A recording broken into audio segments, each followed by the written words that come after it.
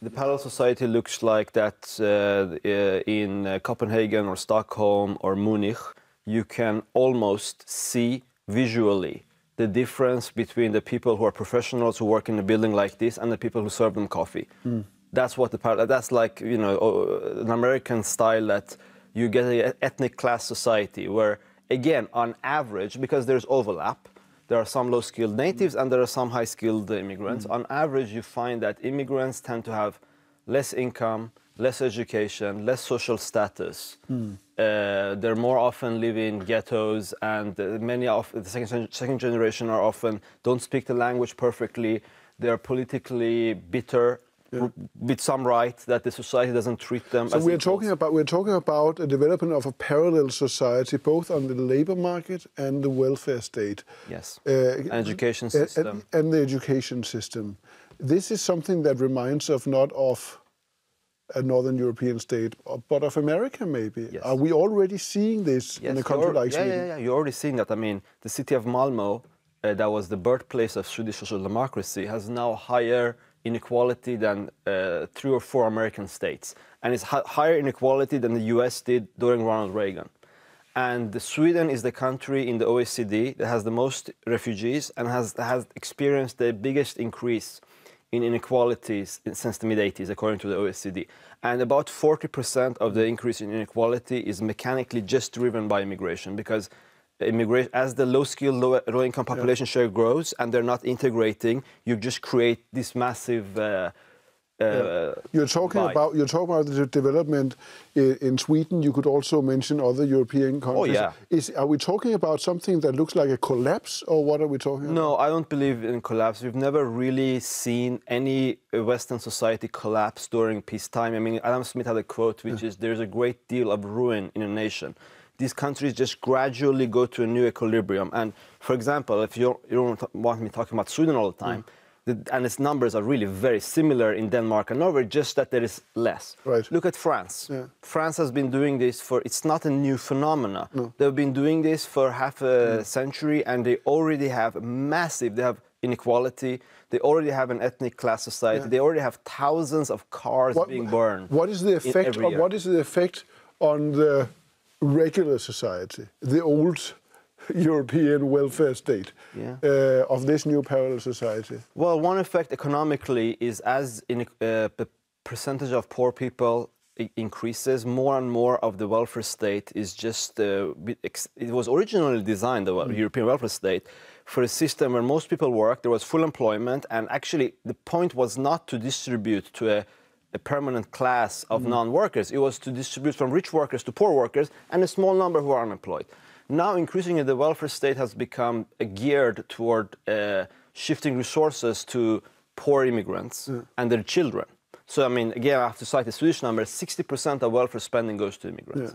And the numbers are like half, 40% in all these countries. And of course, that's reducing resources. You have falling school results in all of these countries, because you increase the number of people with bad language skills. But you're still talking about parallel systems, right? Yes. In what way? Yes. In what way are they parallel? In the sense that the native population is still doing great. That's the parallel of it, right? So it's not a society where everybody's outcomes decline. It's a society where sort of ethnic Danes and Swedes have never done better economically. They're isolating themselves geographically.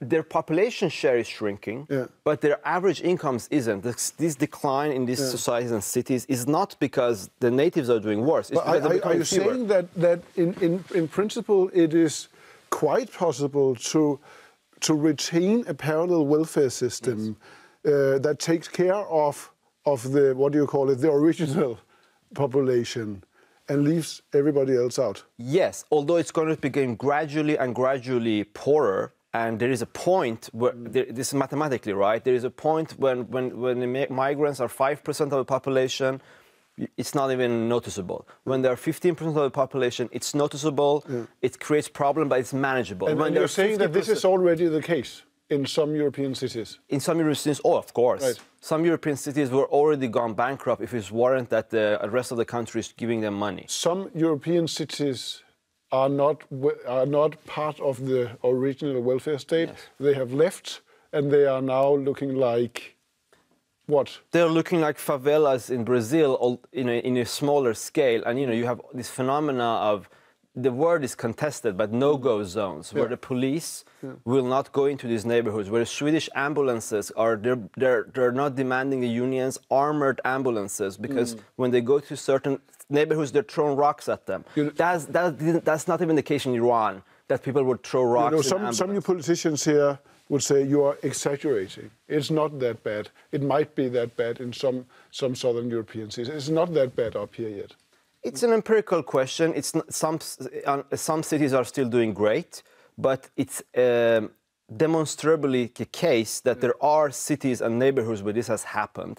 And we don't really have any example of any country that has massive refugee migration where they don't have problems. The people where they don't have problems, where the refugees are still a small share of the population, right? And look, you have to have a look forward, and if you can't deal with 5% or 10% migrants, it's still few enough to sweep it under the rug. But if you can't deal with 10%, then you have to have a plan when you're going toward 50%. Okay, so what's the plan?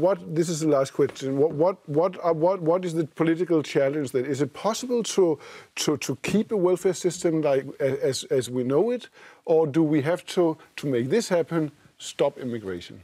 You don't have to stop immigration, but the levels of immigration have to be manageable. You have to have, each country has a capacity, the labor market, the school system, the welfare state, to absorb a certain number of refugees, but you don't have an infinite capacity. And here's an interesting thing that leading economists, the left and the right, agree on one thing: you cannot combine a welfare state with free migration in a world where there are billions of poor people and a few million rich Scandinavians, right? The only question is a question of degree. And no, if you continue Europe with very, very high rates of refugee migration, the welfare state is not sustainable. If you have low and manageable, then it is. Great. Thanks for coming.